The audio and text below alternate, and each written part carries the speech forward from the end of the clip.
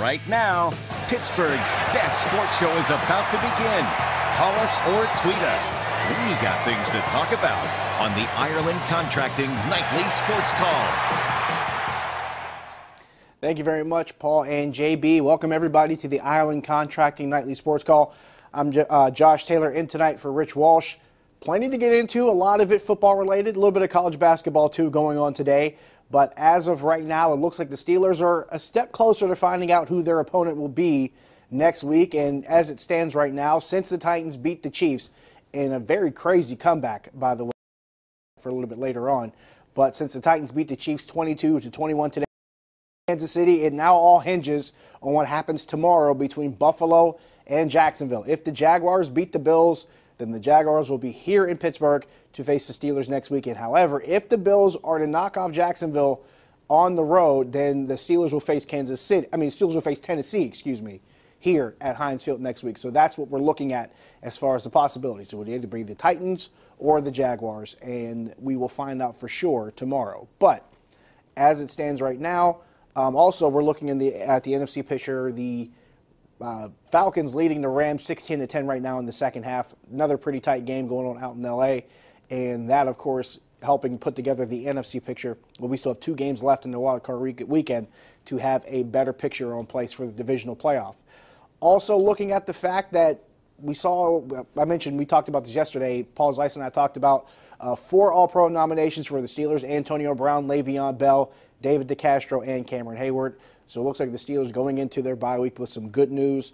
Also looking towards the injury report going into next week, because obviously there is the understanding that Antonio Brown should be available next week when the Steelers play that divisional playoff game.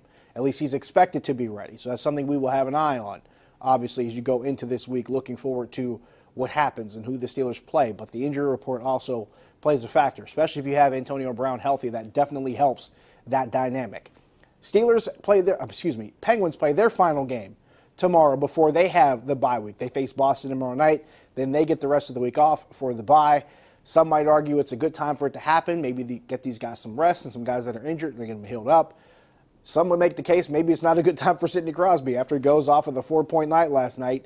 And he and Daniel Sprong and Dominic Simone, that line together pretty much dominates the game. Sidney Crosby has a 4-point night. Sprong has a 3-point night of his own. Tristan Jarry pitches a shutout, stops 31 shots. So maybe when the Penguins are starting to find their footing, ironically, that might be the time they start to go in the bye week. But we'll see how things go tomorrow with Boston. A pretty good team, by the way, from the Atlantic Division. So we'll see how that goes as far as these two teams are concerned.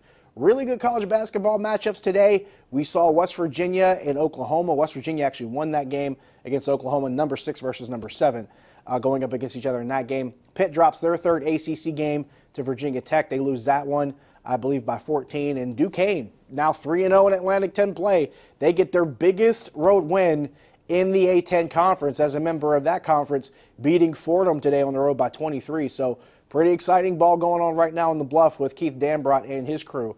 So some pretty interesting storylines today in college basketball. Was actually pretty impressed with how Pitt was able to hang with Virginia Tech for quite a bit, and then the Hokies kind of pulled away at the end. But all the same, and also Robert Morris continues to win. They won another game tonight, beating LIU Brooklyn. So the college basketball landscape, mostly good news as far as RMU, West Virginia, Duquesne are concerned. Pitt, after dropping 3 in a row in conference, and they actually had finished their non-conference schedule with 3 straight wins, were 3 games above 500. They now sank back to 500. So it looks like things have come back down to earth, so to speak. But plenty to talk about. We're taking your calls, 412-575-2600 on the Borders and Borders hotline. Also taking your tweets at Josh Taylor HD. See you in a few. The Ireland Contracting Nightly Sports Call is brought to you by Ireland Contracting, putting new roofs on Pittsburgh homes for over 25 years. Call Ireland Contracting at 1-800-NEW-ROOF.